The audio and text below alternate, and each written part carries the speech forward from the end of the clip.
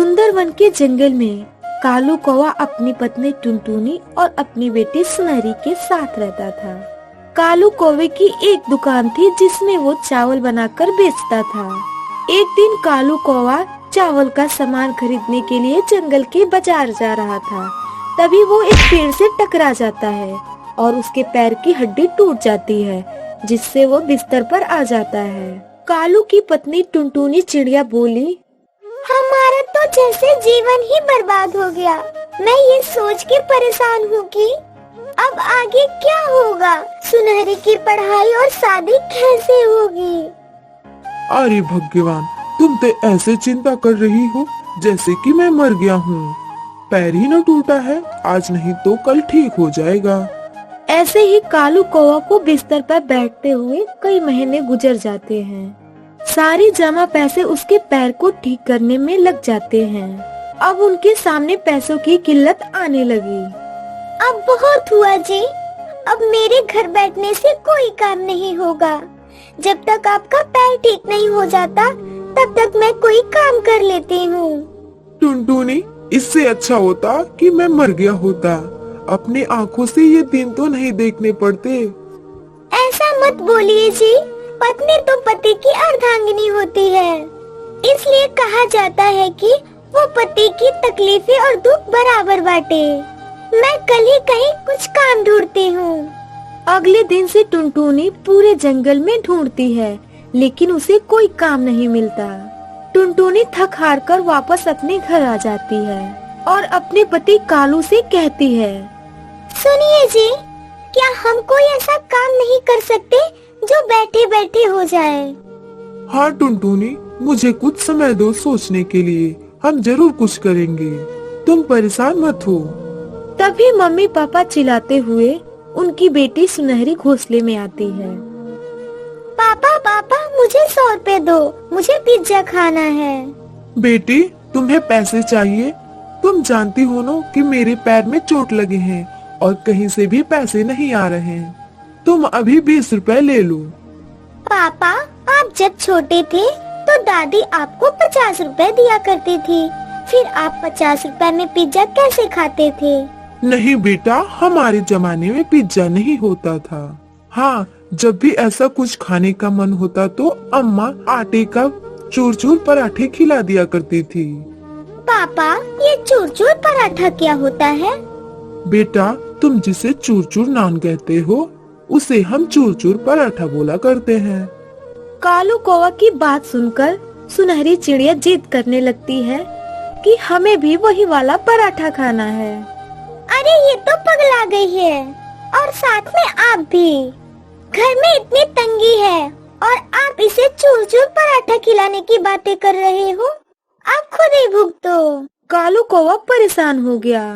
सुनहरी को कैसे मना करूं?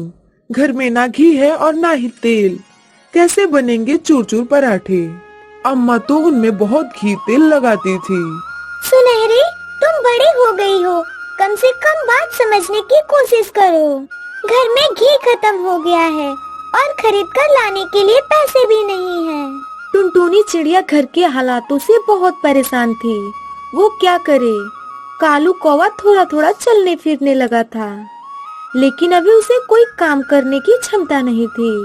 चल सुनहरी बेटा, तुझे यहाँ कुछ नसीब नहीं होगा। मैं तुझे कुछ दिनों के लिए तेरे नानी के घर लेकर चलती हूँ।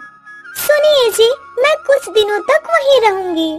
अगर कोई काम धंधा मिल गया तो मैं वापस आ जाऊंगी।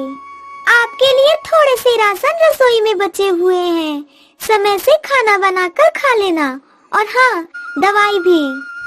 कुछ दिन सुनहरी के साथ वहाँ रहूंगी तो हमारा खर्चा भी कम होगा। इतना कहकर टुनटुनी चिड़िया अपनी बच्ची को लेकर मायके चली जाती है, लेकिन कालू कौवा बिल्कुल अकेला रह गया। वो मन में सोचने लगा, आखिर सुनहरी अपनी मम्मी के घर कब तक रहेगी? कोई ना कोई काम तो करना ही होगा। उसका स्कूल भी तो छूट रहा है। लेकिन ऐसा क्या करूं जिससे कि पैर पे कोई दबाव ना पड़े? इसी तरह कई दिन गुजर गए। कालू कौवे को याद आया कि इसका दोस्त चूर चूर पराठे का एक ठेला लगाता है और उसकी बिक्री दिन भर में हजारों की हो जाती है। फिर कालू कौवा सोचने लगता है, क्यों ना मैं भी चूर चूर नान का ठेला लगाऊं और अपनी माँ की तरह चूर चूर नान का पराठे बनाएंगे। फिर तो जंगल की पक्षियों को बहुत अच्छा लगेगा और मेरी बिक्री भी बहुत ज्यादा होगी। अब जल्दी से टुनटुनी को बुलवा लेता हूँ और उससे सामान मंगवा लेता हूँ। अगली सुबह टुनटुनी चिड़िया अपनी बच्ची सुनहरी को घोंसले में लेकर वापस आ जाती है। टुनटुनी, मैं तुम्हें चूर चूर नान बनाना सिखाता हूँ। मैं तुम्हें बताता जाऊंगा, तुम बनाती जाना। ठीक है जी। पहले हम एक नान अपनी बेटी को बनाकर खिलाते हैं, फिर वो बताएगी कि कैसा बना है। उसके बाद वो दोनों चूर चूर नान बनाने में लग जाते हैं और वो बनाकर सुनहरी को देते हैं। सुनहरी बेटा, अब तो बता कैसा बना है हमारा चूर चूर नान। तेरे पापा ने कम पैसों में तेरी दादी जैसे नान बनाए हैं। सुनहरी चिड़िया चूर चूर नान खाती है और अपने मम्मी पापा से कहती है, अरे माँ पापा, ये चूर चूर नान तो हमारे पिज्जा से भी अच्छा है। अब तो हमारे चूर चूर नान की बहुत बिक्री होगी।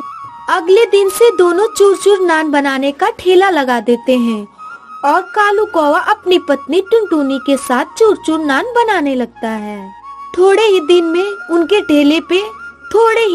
उनके ठेले पे जंगल के बहुत सारे पक्षी आ जाते हैं और उनका चूर चूर नान खाकर बहुत खुश होते हैं।